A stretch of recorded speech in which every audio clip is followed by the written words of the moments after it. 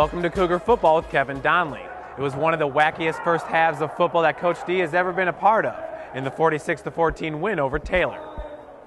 You know, just crazy stuff. Our defense pretty much totally shut down the Taylor offense. And they get an interception, pick six, and then attempted field goal, muff snap, another pick six.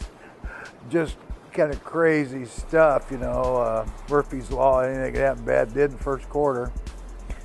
And then, you know, we have a chance to take a lead right before that and throw another one. Got to quit turning the daggone ball over. We've really concentrated on this week of taking care of the football and again, you know, we're relying on a defense is playing extremely well. We're controlling the line of scrimmage on offense, so we just got to understand how valuable that pigskin is and make sure we don't give it away so easily. But it was a crazy game, and then we settled down there in the second half. You know, we're tied at half 14 and in the locker room laughing at halftime and just how crazy it was. So came out confidently in the second half and got it done. You know, I said I had a good feeling about this team before we ever started. You know, we've gone through our ups and downs with injuries. I mean, the month of October, we knew it was going to be a gauntlet in terms of schedule. And gosh, we lost a couple big play guys on offense in the second quarter of game against St. X, or the 1st of October. So then you go to Walsh and you get in an overtime game and you do it with a redshirt freshman in his first start at tailback, which had a great game. You know, Antoine Campbell stepped up, did a great job. Lost a lot out on the perimeter and the speed and return ability of Coleman. Lost Alfie Giannis, just a stable force in the offensive line. So then you go into playing Marion, and you got one hand tied behind your back, and so the result of that wasn't very good. But we've kept our head up, fought through it. Finally now starting to get well, and you can see a difference. You can see the level of confidence as people return to the starting lineup. As early season starters return to the lineup, those that have stepped in to help fill the void now add much needed depth as the Cougars continue to push forward toward a postseason run. Well, you got to put the best people out there. I mean, irregardless of who's come back or who's stepped up and done a good job or not. I mean, we've got to go with who each coach feels like are his best people at his position, put them out there. It is nice to have a little depth because as you come back from injury, you got a conditioning issue. You got to work back into it again. So you do it more by committee than anything else. But that's a good position to be in November. You know, usually have that in August and September. We hit the bottom in October in terms of filling up the training room, and now we're starting to get back again. But it's the time when we really need to get back into it. You know, you're going down the home stretch, and now you're getting into postseason play. And where most teams, I talked with Coach Femmes this week from St. X, and then they're going through the injury thing now. They lost their middle linebacker, the broken arm, a couple weeks ago. They're having to put their best defensive lineman at Mike linebacker. So a lot of teams are going through what we did in the month of October. We're just now starting to heal up.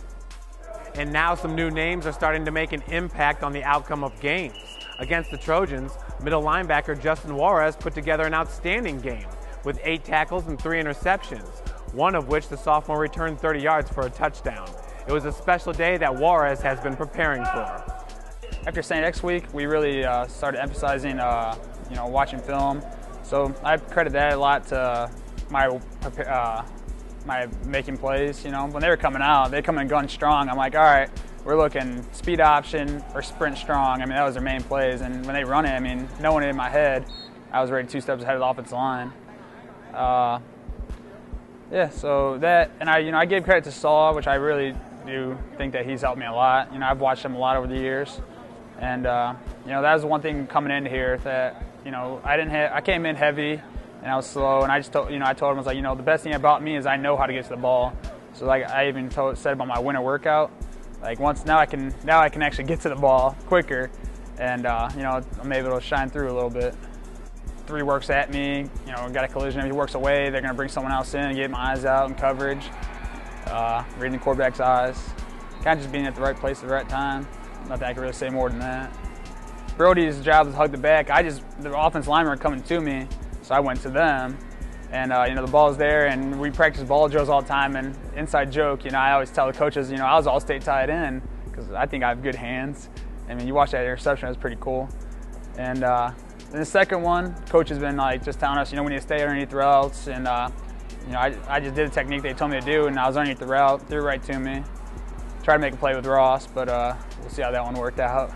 They always told us, we worked the turnover circuit. And they told us, we're going to give you the freedom to do it. And if you go back to any interception so far this year or turnover, you'll see Ross Bauman in the sideline. Ball, ball, ball. He won't throw a block, he'll want the ball. And us as linebackers, we said, we'll never pitch it to you unless we're getting tackled.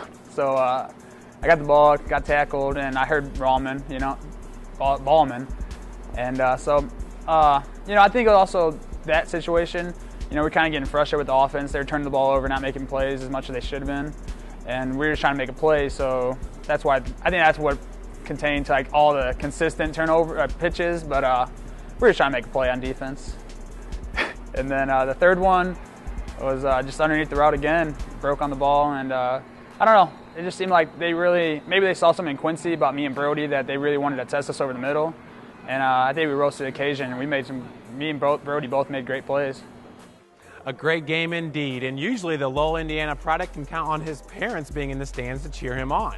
But last Saturday was the #1 versus #2 matchup with the Marion St. Xavier game, and Justin's brother plays for the Red Cougars, which made for a special memory back on October 1st when Darcy Stadium hosted a #1 versus #2 matchup. I would say that's probably the best thing about my family is just how close we are. My mom and dad made it to almost all my high school games, and then when I came here, they went to Jordan's high school games or came to my football games.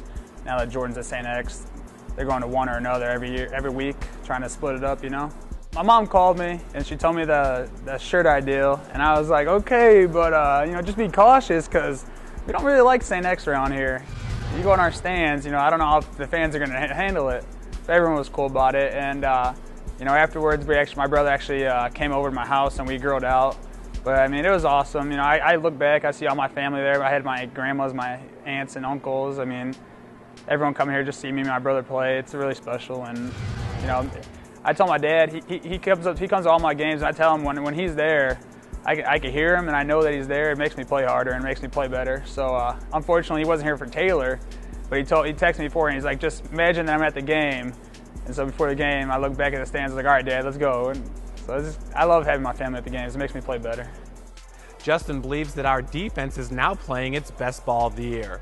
The Cougar D has only given up 2 touchdowns in the past 3 games. In my eyes, we've been shutting down teams. We get off the field, we look at each other and we're like, these guys have nothing on us that they can do that we won't be able to handle. We're playing confident. We're playing with a little swagger. And right now, I put us up against St. X any day, or Marion. Put us against Marion again with this 4-man front. We'll see how it goes. You can put receiver Aaron Becher's catch against Taylor up against anybody's as one of the best catches of the year and one of the best catches the juniors ever made. Oh, it's we ran our one of our normal Boyd routes. It was a 6-yard in, and I came out of my break and I started working my way in. And I noticed it was a little high. It was kind of, everything really happened kind of fast. So I like to think it's more of a reaction, but I saw the ball was a little high and a little outside. So just kind of went up and put my arm up there, up for the best, and pulled it in. I don't think I've had a catch, especially a one-handed catch at least, during a game. So I'd say that's definitely up there in top 5. Aaron is one of 7 Cougars with over 10 catches this season, and being part of a talented yet heavy rotation is just fine with Becher. I think Coach has done a great job rotating everybody in. Everybody gets their chance. Everybody does their part. Everybody has the ability to step up. It kind of shows. And I think that just makes our offense more versatile. More people for the other team to watch out for, to try and defend, to try and prepare against. I think it's more of an advantage if anything. An advantage that the junior from Lakeville, Indiana didn't have as a quarterback playing Ironman football for LaVille High School. It was fun. It was a real small community. Not a lot of students or anything. But I had close-knit group of friends, and I mean, we only had about 30-some kids on our football team, so I mean, everybody was going both ways, and it was fun. It was definitely a transition. I know a lot of kids from bigger schools that come here. You know, St. Francis is smaller than their high school was. I mean, for me, it's like complete opposite. You know, graduated with 90-some kids, and coming here, it's still a college experience, and I mean, I love it. I like it a lot. I mean, we weren't real dominant in high school, and I mean, kind of go back to what we were talking about earlier. I think that kind of built some character with it too. I mean, kind of being able to come from that perspective and knowing what it was like when things were rough and when things were bad, and be able to come out of it. And you know, I think it carries over a lot to being here, and it's a great tradition here. I mean, no doubt, everybody knows that, and it's a great thing to be part of. And I mean, all we can do is keep working and continue it. You know, make it better. Aaron's gotten a lot better since his days as a scout team member during his first 2 seasons with the Cougars, but it hasn't always been easy.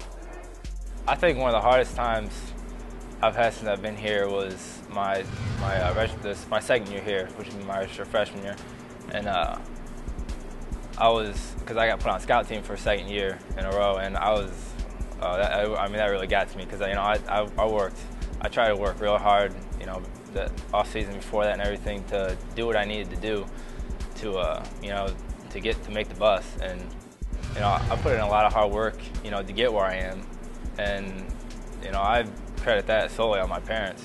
You know, I see my mom and dad daily. You know, growing up, my dad would be, you know, working 16 hours a day, and then come home and then have to go back, you know, sleep for 4 and go back in. And I mean, his job wasn't easy, so I mean, he did what he had to do, and he busted his butt doing it. And I mean, the same deal with my mom. And you know, they've always kind of emphasized that on, you know, no matter what happens, you gotta work hard, and you just gotta keep going. And I know I keep saying that a lot, you know, throughout this, but I mean, that's what it is. The beginning of last year was kind of a turning point. It was when, you know, maybe the coaches said, well, you know, we can start working him in, you know, here and there, and you know, give him a shot now and then. So.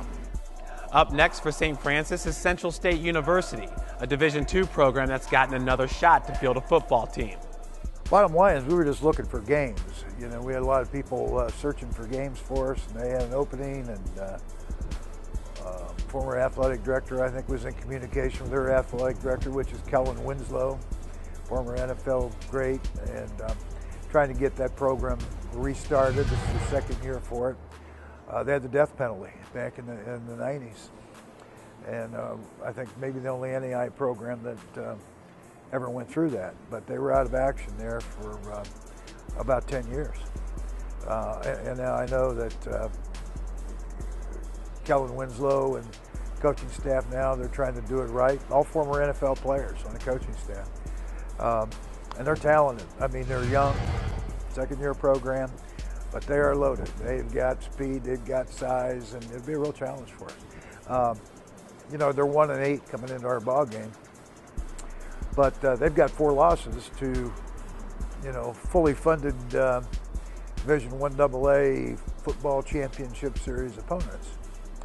So they play a tough schedule. That tough schedule has left the Marauders with a 1-9 record, but Central State would like nothing more than to finish its season with a win versus the Cougars. And to ensure that that does not happen, here are Coach D's keys to success. Got to take care of the football. You know, back to fundamentals when you get right down to it. It's blocking and tackling, keeping the ball in front of you, making plays, and that's what you got to do against teams that are athlete loaded. You want to play your best, and you want to go out. And the most important game is your next one. This one is the next one. Never played these folks before, so it's always interesting. I think helps you prepare for playoff time, because many times you get to play football teams that you have not played before. So it's a new type of preparation. So, you know, we're excited about playing.